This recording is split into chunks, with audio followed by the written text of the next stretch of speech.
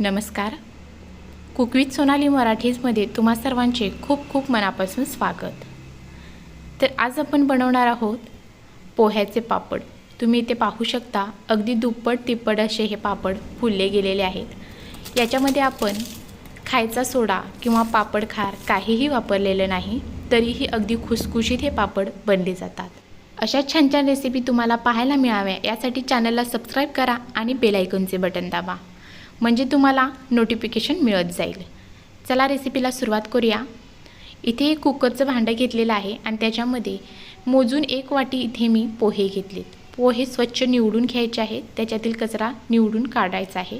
त्यानंतर स्वच्छ धुवून घेतलेत आणि 10 मिनिटांसाठी हे असंच भिजवून घेतलेत.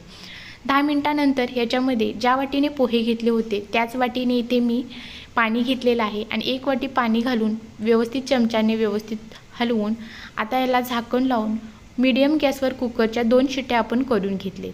कुकर गार झालेला आहे. गार झाल्यानंतर आपण झाकण काढून इथे तुम्ही पाहू शकता अगदी छान मऊसूत असे हे पोहे शिजले गेलेले आहेत.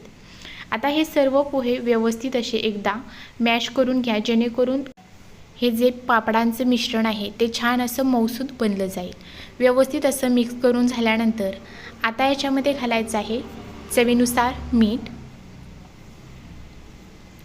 त्याचबरोबर अर्धा चमचा इथे चिली फ्लेक्स घातलेत आणि अर्धा चमचा जिरे घातले. सुरुवातीला आपण जेव्हा पोहे शिजवतो तेव्हाही जर तुम्ही मीठ घातलात तरी चालेल, पण मी तेव्हा न घालता आत्ता घातलेलं आहे. आता हे सर्व व्यवस्थित मिक्स करून घ्यायचं आहे, जेणेकरून मीठ, चिली फ्लेक्स, जिरं हे सर्व मिश्रण व्यवस्थित असं मिक्स होईल. आता हे सर्व मिक्स झालेलं आहे. आता आपण याचे पापड बनवायला घेणार आहोत. त्याच्या अगोदर इथे मी टेबलावरती असे एक प्लास्टिक अंथरून घेतलं आहे आणि त्यानंतर आपल्याला याच्यावरती पापड घालून घ्यायचे आहेत. आता या मिश्रणामधील थोडंसं मिश्रण एका चमच्याच्या साहाय्याने या प्लास्टिकवरती घालायचं आहे आणि दुसऱ्या प्लास्टिकने त्याच्यावरती एखाद्या पातेल्याने किंवा प्लेट, ताट काहीही तुम्ही घेऊ शकता. तर आता हे प्रेस करायचं आहे आणि प्रेस झाल्यानंतर हलक्या हाताने आपल्याला हा वरील जो प्लास्टिकचा कागद आहे तो काढून घ्यायचा आहे.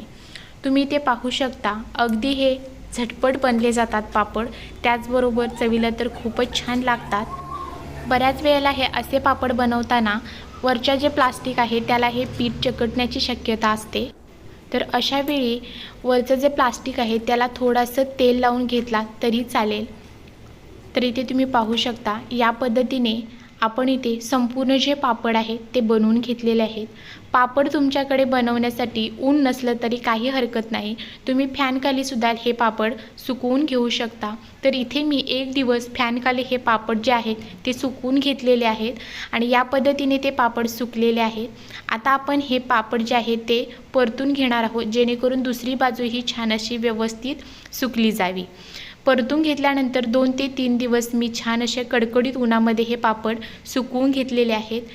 हे पापड टिकण्यासाठी जास्तीत जास्त दिवस किंवा जास्तीत जास्त याला ऊन लागेल तितके हे जास्तीत जास्त दिवस पापड टिकले जातात. आता आपण याच्यातील काही पापड तळून पाहूया. तर तेल गरम करून घेतलेलं आहे आणि त्याच्यामध्ये पापड घातला आहे.